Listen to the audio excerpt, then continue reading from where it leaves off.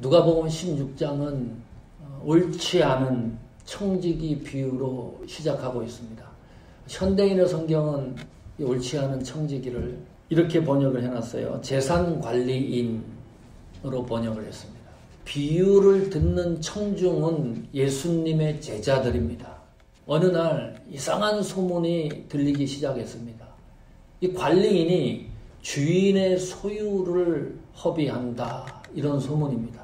허비라는 단어가 의미 있는 단어입니다. 횡령, 불신, 경영, 부실, 그런 의미가 담겨 있어요. 부정적인 의미의 단어입니다. 주인의 소유를 이 관리인이 축내기 시작을 했습니다. 주인이 그 소문을 듣고 관리인을 불렀습니다. 해고 통보를 한 거였습니다. 그 해고 통보를 받은 관리인의 마음의 심정을 성경이 이렇게 기록해 놓고 있어요. 3절 보시면 청지기가 속으로 이르되 주인이 내 직분을 빼앗으니 내가 무엇을 할꼬 땅을 파자니 힘이 없고 빌어먹자니 부끄럽구나 그랬어요. 이 표현을 잘 이해하십시오. 여기 보면 3절에 내 직분을 빼앗았다. 누가? 주인이. 무슨 말이에요? 내가 해고당하는 것이 부당하다. 주인의 재산을 손해를 끼쳤는데도 불구하고 이 종업원은, 이 관리인은 생각이 내 관리의 직분을 주인이 뺏었다고 생각을 합니다. 여기뿐만이 아니고 4절에도 똑같은 심정을 표현해 놓고 있습니다. 직분을 빼앗긴 후에. 그래서 계획을 세우는 거예요. 내가 이제 어차피 주인한테 해고 통보를 받으면 여기서 일을 못하니까 어떤 계획을 세웠습니까? 주인에게 빚진 사람들을 불러 모아가지고 그 빚을 탕감해 주기 시작을 했습니다. 그만한 이유가 있었습니다. 5절에 보면 주 안에서 빚진 자를 낱낱이 불러다가 먼저 온 자에게 이르되 내가 내 주인에게 얼마를 졌느냐 라는 방식이었어요. 한 사람이 아니고 주인에게 돈을 빌려간 사람들, 또 뭐 다른 것을 빌려간 이 빚진 사람들이 한두 명이 아니었고 많이 있었다는 겁니다. 그 두 가지를 성경이 신뢰를 들어서 표현해 놓고 있습니다. 그래 너는 얼마나 빚졌냐? 기름을 100말 빚졌습니다. 이 관리인이 그래? 그러면 50이라고 적어라. 그리고 옛날에 있던 그 서류를 다 찢어버리고 새로 조작을 하는 겁니다.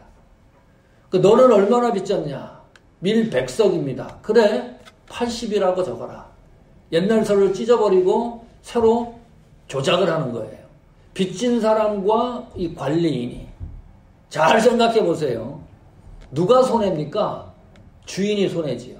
주인은 아무것도 모르는데 이 관리인이 그냥 나가면 괜찮은데 주인의 재산을 소비한 것도 허비한 것도 이 주인에게는 엄청난 데미지인데 빚진 사람들을 자기 마음대로 탕감을 해줬어요. 빚진 사람들을 범죄 행위에 동참을 시킨 겁니다. 그래 놓고 자기가 관리인직을 그만두면 이 빚진 사람들이 어떻게 하겠어요? 도울 수밖에 없게 만드는 거예요, 자기를. 이걸 갖다가 공개를 해버리면 빚진 사람들도 감옥 가야 되고 이 관리인도 감옥을 가야 돼요. 공조를 해가지고 서류를 증서를 갖다가 다 가짜로 만들었으니까요. 이게 엄청난 사건이죠. 그냥 단순한 사건이 결코 아닙니다. 보통 사건이 아니지요. 우리 장로님도 사업을 하셨는데 못된 이 직원이 들어오면 아니 지금 다쳤는데요. 고쳐줬어요. 근데 나가갖고 또 수를 하는 거예요. 뒤에서. 아주 그냥 나이스하게 하다가 뭐 악독한 종업원들 사람들이 얼마나 많이 있겠어요. 오늘 성경을 보니까 이 청지기는 보통 못된 게 아니다. 성경도 이렇게 표현을 해놨어요. 8절에 보시면 주인이 옳지 않은 청지기가 이를 지혜 있게 하였으므로, 이 성경을 잘 이해를 하셔야 됩니다. 칭찬하였으니 이 세대의 아들들이 자기 시대에 있어서는 빛의 아들들보다 더 지혜로움이니라. 여기 보세요. 주인이 옳지 않은 청지기가, 성경이 여기에 나오는 재산 관리인은 옳지 않다, 불의한 사람이다, 악독한 사람이다, 정상적인 사람이 아니다, 제대로 도덕적인 사람이 아니다, 윤리적인 사람이 아니다, 이 사람은 옳지 않은 사람이다, 악을 행한 사람이다, 불법을 행한 관리인이다. 성경이 못을 박아놨어요. 그 다음 성경 구절이 보통 어려운 게 아닙니다. 이를 지혜 있게 하였으므로 칭찬하였으니, 주인이, 아니 주인이 화가 나가지고 해고한 거 아닙니까? 또 일 못하게 한 거죠. 근데 그 일 못하게 한 것들이 지혜 있게 했고 그것을 칭찬을 하고 있어요. 성경에서 가장 난제 해석을 할 수 있는 성경입니다. 이게 난제 구절이에요. 해결이 안 됩니다. 신학절 사이에서도 이 문제를 가지고, 아니 갑자기 어떻게 지혜 있게 하였으므로 칭찬을 하냐. 성경 내용이 그게 아닌데, 엉터리 같은 이 관리인인데 주인의 재산을 완전히 축내고 힘들게 하고 빚진 사람들 등쳐먹고 공모해가지고 범죄해갖고 자기 살궁리 하는 이 사람이 어떻게 지혜 있는 사람이냐. 해석이 안 돼요. 난해 구절입니다. 시간 나시면 찾아보십시오. 그 주석을 찾아보던 뭐 인터넷을 검색을 해보십시오. 명쾌하게 해석이 안 됩니다. 이걸 갖다가 막 맞추려고 그러니까요, 해석이 힘들어져요. 자, 그래서 지난주에 부자와 나사로 설교를 했습니다. 그것도 비유라 그랬습니다. 비유 해석은 신학적 관점으로 비유 해석을 하면 방법이 없습니다. 해석할 길이 없습니다. 이해할 길이 없습니다. 성경에 나오는 비유적인 내용들은 문학적 양식으로 접근을 해야 가능한 거예요. 제가 지난주 그런 얘기 했어요. 권사님은 호수다 그랬는데 눈은, 오늘은 눈이 아니고 다이아몬드입니다. 권사님 눈은 다이아몬드입니다. 권사님 눈은 다이아몬드 같은 권사님 눈입니다. 이거는 비유에 많이 사용되는 은유 지급법 양식입니다. 성경에 많이 나오죠. 그런 양식이 꽉 차 있어요, 비유에는. 자, 그러면 여기에서 중요한 핵심적인 게 뭐죠? 본질적인 게 권사님의 눈이 본질이에요. 거기에 초점을 맞춰야 되거든요. 그런데 자꾸 다이아몬드에 집중하는 거예요, 성경 해석을. 이 권사님이 이 다이아몬드가 몇 캐럿이냐, 어느 나라에서 생성된 거냐, 이 강도가 얼마나 센 거냐, 빛이 옆으로 보면 뒤로 보면 어떤 거냐. 아니, 보석상 할 일 있습니까, 우리가? 성경이 비유로 말한 것은 일반 사람들이 다 이해할 수 있는 범위에서 비유로 말씀하신 거예요. 그러니까 다이아몬드는 권사님의 눈을 효과적으로 설명하기 위해 도구에 불과한 거예요. 다이아몬드가 뭐예요? 영롱하고 빛이 아름답고 값이 있고 가치가 있고 존귀롭고, 권사님 눈이 그렇다는 거죠. 그 정도로 비유를 듣는 사람들이 다 이해를 하는 거예요. 오늘 이 비유에는 직유법, 은유법이 많이 사용되지만은 종종 반어법이 사용됩니다. 이게 완전히 뒤집어지는 반어법입니다. 오늘 누가복음 16장 8절과 같은 내용이 반어법이에요. 김소월 시인이 진달래꽃을 썼습니다. 나보기가 역겨워 가실 때에는 뭐라 그랬어요? 죽어도 아니 눈물 흘리오리다. 예. 자, 내가 물어볼게요, 여러분. 이 사람이 눈물을 흘린다는 거예요? 안 흘린다는 거예요? 속이 찢어지는 거예요. 지금 사랑하는데 미워서 헤어지는 게 아니에요. 어쩔 수 없이 헤어져야 되니까 이 사람은 가슴이 찢어져가지고 눈물이 신화가 되고 그 눈물이 호수가 되고 나중에는 바다가 되는 형국이에요. 도저히 표현할 길이 없으니까 반어적으로 표현을 해놓은 거예요. 나는 절대로 눈물 흘리지 않는다. 내가 너무 슬프다. 당신과 헤어지는 것이 나는 너무 고통스럽다. 너무 힘들다는 표현이에요. 자, 8절이 칭찬입니까? 저것이 책망입니까? 책망이에요. 저걸 칭찬으로 보는 사람은 문학적 양식을 모르는 거예요. 해석이 그러니까 안 되는 거예요. 옳지 않은 관리인입니다. 응? 이 말이에요. 관리인을 불러다 놓고 너 정말 잘했네.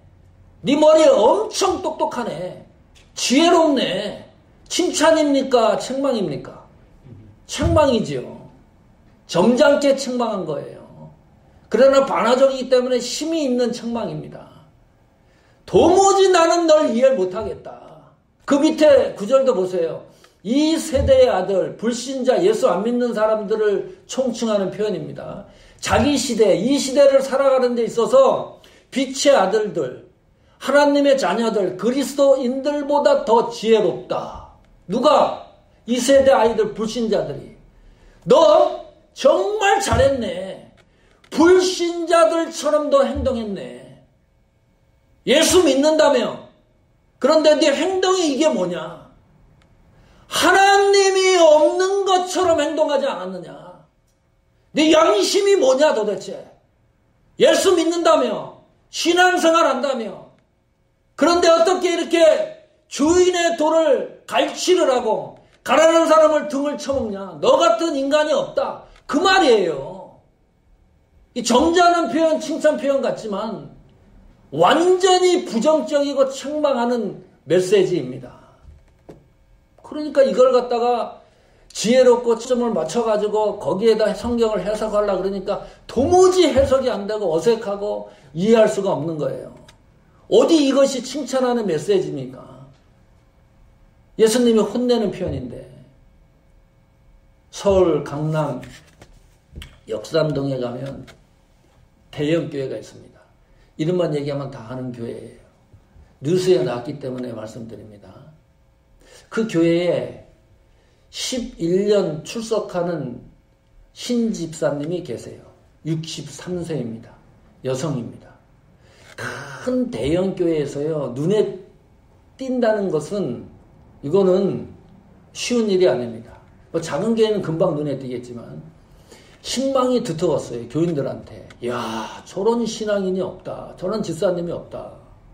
새벽 예배를 매일 나와요. 교회의 각 부서가 무슨 일을 한다 그러면 헌금도 하고 보조도 하고 후원도 하고 그런 일들을 막 하니까 온 교회 교인들이 너무 신앙적인 집사님을 따르고 존경했습니다. 이 집사님이 직업이 뭘까요? 대부업이었어요. 교인들한테 가서 얘기하는 거예요. 1억을 가져와 봐라. 내가 220만 원씩 주겠다. 연이율 30% 이자를 만들어준다. 이 집사님이 신앙적으로 눈에 띄고 신앙적으로 사람들한테 존경을 받으니까 사람들이 돈을 맡기기 시작을 했어요. 어떤 사람은 10억을 갖다 맡깁니다. 강남 그쪽이 부자니까요. 12억을 갖다 맡겨요. 19억을 갖다 맡겨요. 시간이 흐르면서 이 신집사님이 이자는 주기는커녕 원금도 회수를 안 해주는 거예요. 그 사기 사건이 얼마인지 압니까? 400억에서 500억 사기 사건이 그 교회에서 터졌어요. 상상을 해보세요. 1, 2억도 아니고 400억, 500억입니다. 성도 여러분, 이 신집사라고 하는 이분은요, 11년 동안 사기를 치기 위해서 교회를 다닌 거예요. 아니, 상상을 해보세요. 이게 단순한 문제인가? 사람이 어떻게 이렇게 못될 수가 있냐? 사람이 이렇게 못된 거예요. 도무지 용서가 안 되는 거예요. 어떻게 교회를 11년 동안 매일 새벽 기도하면서 뭐 했겠어요? 매일 예배 시간에 주일날 예배 드리면서 사기치는 궁리한 거 아닙니까? 너무나 가슴 아픈 일이에요. 어떻게 1, 2년도 아니고 11년 동안 왕창 해먹은 거예요. 400억, 500억을.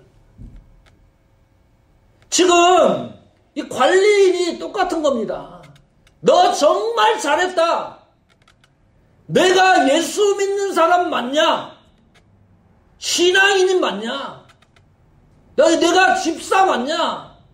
내가 목사 맞냐? 내가 하는 것을 보니까 불신자들과 다를 바가 없다. 그거 책망하는 거예요. 못된 짓은 다 해놓고 9절에 보면 내가 너희에게 말하노니, 예수님이 이 비유를 통해서 말씀하시고자 하는 모든 내용이 이 속에 다 들어가 있습니다. 성도 여러분, 성경을 읽다가 내가 너희에게 말하노니 이런 표현이 등장하면 긴장하셔야 돼요. 누가 말하는 거예요? 예수님이 너희에게 직접 이 비유를 듣는 청중들에게 이야기하는 말씀입니다. 어느 정도의 권위입니까? 하나님이 가라사대 똑같은 권위와 능력이 있는 말씀입니다. 경고성 메시지입니다. 내가 너희에게 말하노니. 그 경고성 메시지가 뭡니까? 불의의 제물로 친구를 사귀어봐라. 그리하면 없어질 때에 저희가 영원한 처소로 너희를 영접하리라 그랬습니다. 불의한 제물이 뭐죠? 영어 성경 가지고 있는 분 킹제임스 성경 보면 불의한 이 제물을 맘몬이라고 번역을 해놨어요. 그냥 돈이 아니고 이 돈을 신처럼 섬기는 상태가 맘몬 아닙니까? 하나님보다 더 섬기는 거예요, 돈을. 그 제물로 친구를 사귀어봐라. 어찌 되겠느냐? 이게 좋은 표현입니까? 부정의 반어법이에요, 이것도. 저희가 그런 것이 사라지면 영원한 처소로, 이게 하나님 나라예요. 너희를 영접한다. 그렇게 맘몬과 같은 제물로 잘못 친구들을 사귀어봐라. 그렇게 돈을 써봐라. 그러면 반드시 그 사람들과 같이 망한다. 11절 보시면 너희가 만일 불의한 제물에 충성치 아니하면, 세상 제물입니다. 누가 참된 것으로 너희에게 맡기겠느냐. 이 표현도 의미 있는 표현입니다. 자, 우리가 돈을 벌기 위해서 충성하잖아요. 여기 충성이라는 단어를 사용하고 있어요. 애를 쓰는 거예요. 먹고 살기 위해서. 몸 헤쳐가면서 얼마나 우리가 돈을 벌기 위해서 애를 씁니까? 성실히 해야 돼요. 돈 벌기 위해서.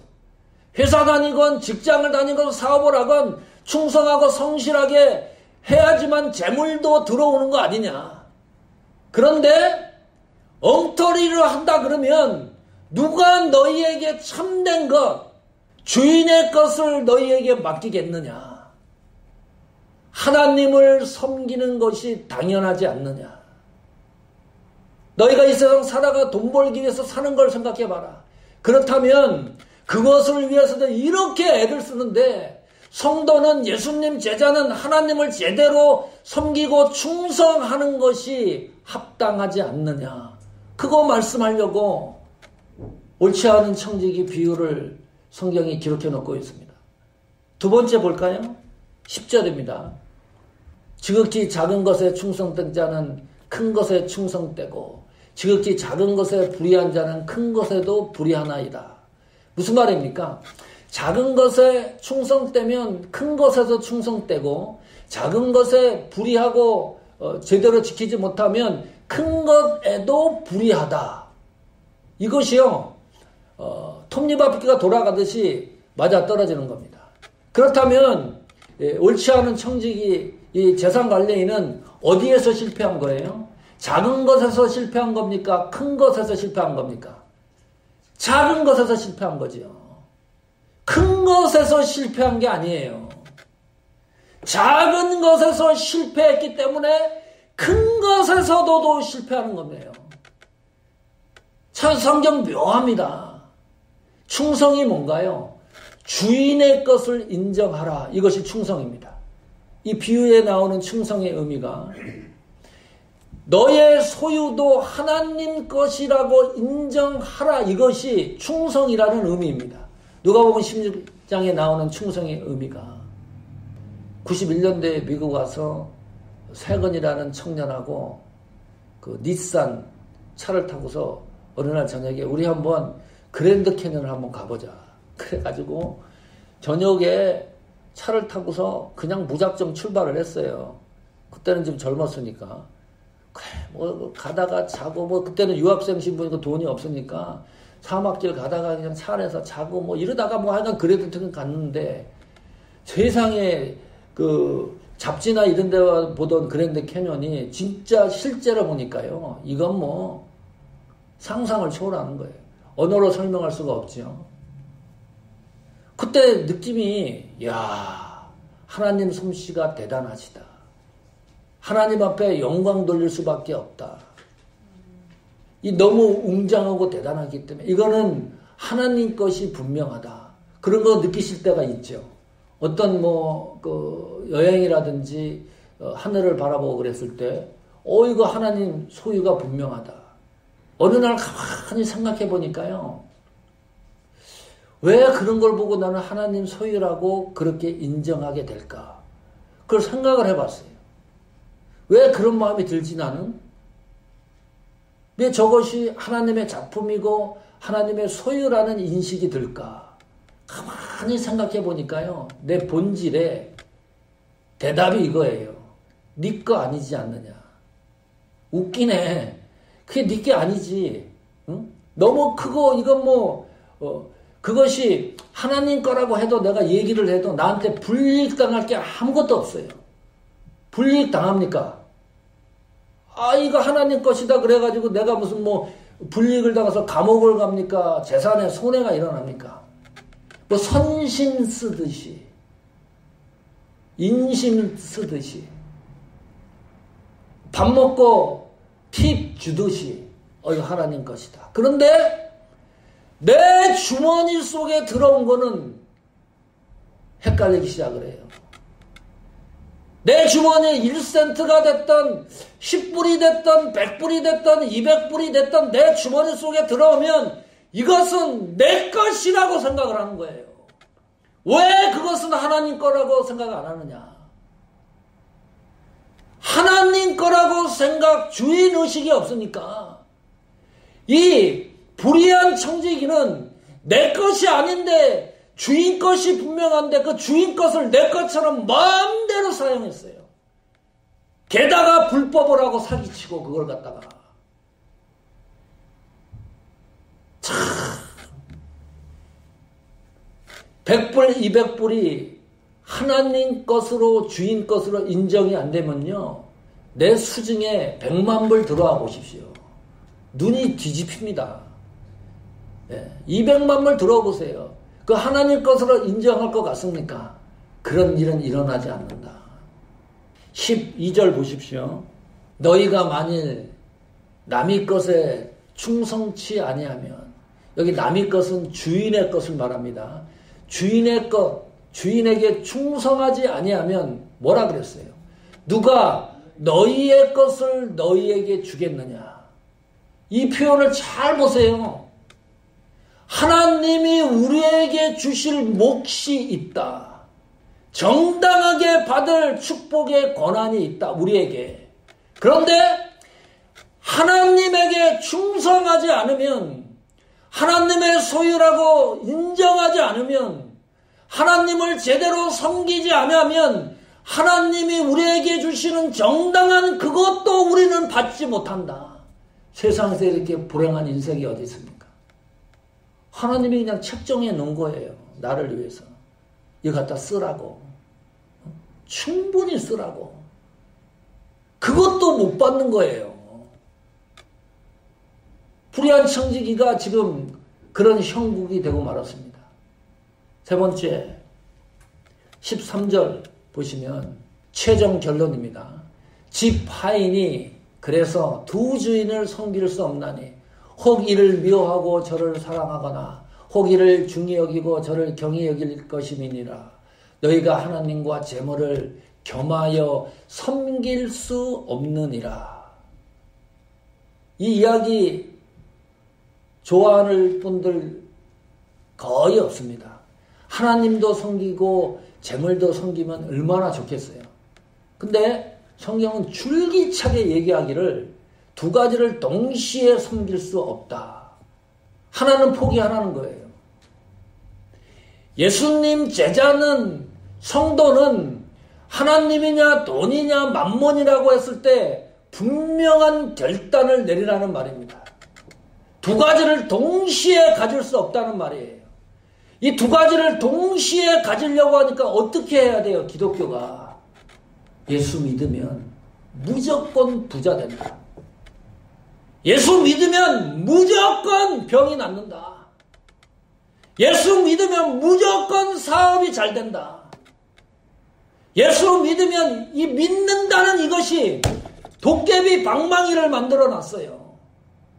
두 가지를 다 가지려고 하니까 잘 되는 것이 축복이라는 개념이 아니다. 하나님을 제대로 섬기면 더 가난해질 수 있습니다. 하나님을 제대로 섬기면 내 몸이 더 아파질 수 있어요. 병이 생길 수도 있어요. 그뿐만이 아니라 하나님을 제대로 섬기면 내가 생명을 잃을 수도 있어요. 그거 강조하는 거예요. 보석이라는 잡지가 있는데 선교사님 동향을 쭉 적어놓는 잡지였습니다. 선교사님들을 위해 기도해 주십시오. 그 기도하는 내용을 쭉 읽어보니까요. 이 선교사님들이 안 아픈 선교사님들이 없어요. 그 지역에 가서 선교하시다가 풍토병에 크게 걸려가지고 사모님이 돌아가시고 소화가 안 돼서 한국에 와갖고 진료를 했는데 췌장암 3기, 4기 그러다가 몇 달 있다 또 돌아가시고 이것이 하나님을 섬겨 나가는 방향이라고 성경은 이야기합니다. 그 이야기를요, 이 바리새인들이 제자들에게 얘기를 하는데 가만히 듣고 있다가 비웃었다. 14절에 보니까 웃긴다. 젊은 사람이 갑자기 나타나가지고 지금까지 전통적으로 섬겨왔던 신앙관을 완전히 뒤바꿔 놓은 거예요. 예수님이. 바리새인들은 부유하게 사는 것이 하나님의 축복이라고 생각하면서 사는 사람들이었습니다. 그것을 갖다가 예수님이 완전히 방향을 전환시켜 놨으니까 비웃을 수밖에 없습니다. 도무지 이 예수님과 내 사상이 맞지 않는 거예요. 그래서 유대주의와 바리새인들이 결국은 예수님을 십자가에 못 박혀 처형하지 않습니까?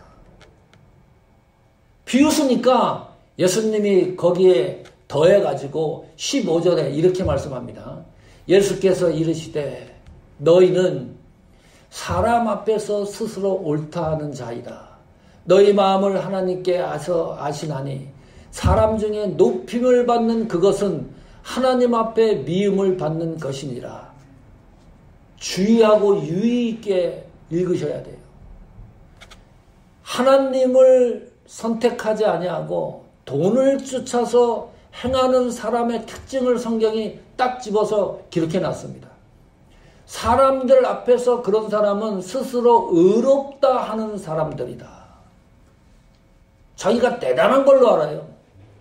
세상에서 제일 의롭다고 생각을 해요. 그런데 너희 마음을 하나님이 아신다 그랬습니다. 이게 이제 무서운 겁니다. 그러니까 하나님이 모르면 괜찮은데 하나님이 뻔히 알고 있는 거예요. 이 사람들도 특징이 뭐냐? 사람 중에 높임을 받으려고 한다. 뭘 가지고? 그냥 사는 걸 가지고, 돈을 가지고, 명예를 가지고, 권위를 가지고 사람의 높임을 받는다는 거예요. 그런데 그것은 하나님 앞에 미움을 받는 것이니라. 하나님이 가장 싫어하는 게 뭐냐? 하나님을 주인의식으로 섬기는 것이 아니라 불의한 청지기 마냥 이 재산 관리인처럼 하나님과 관계없이 세상처럼 살아가는 그런 형식의 사람들을 하나님은 가장 미워하신다. 하나님이 미워한다는 표현을 자주 쓰는 표현이 아니잖아요. 회개하고 돌아오라고 말씀하시지.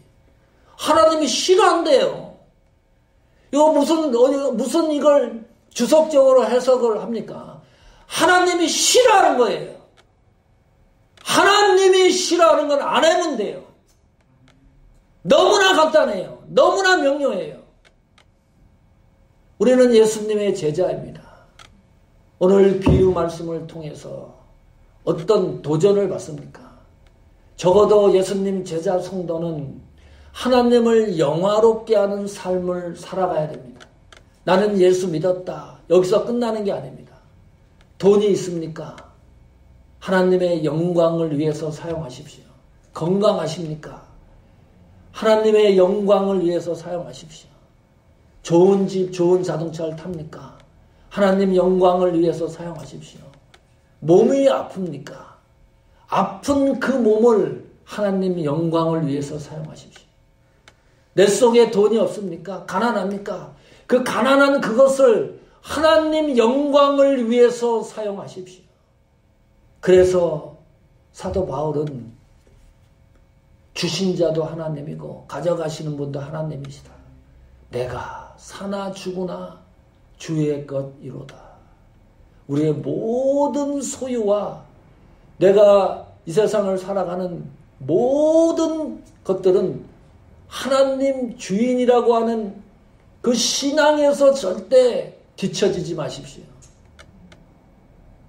이 세상에서 영위하는 이 모든 것들은요, 하늘나라 가면 제로입니다. 관계가 없는 것들입니다. 돈 가져갑니까? 건강 가져갑니까? 자동차 가져갑니까? 집 가져갑니까? 아무것도 가져갈 게 없어요. 그렇다면 하나님이 주신 대로 멋있게 하나님의 영광을 위해서 멋있게 사용하다가 하나님이 부르시면 가는, 하나님 나라로 직행하는 그런 멋진 신앙의 여정이 되기를 간절히 축복합니다.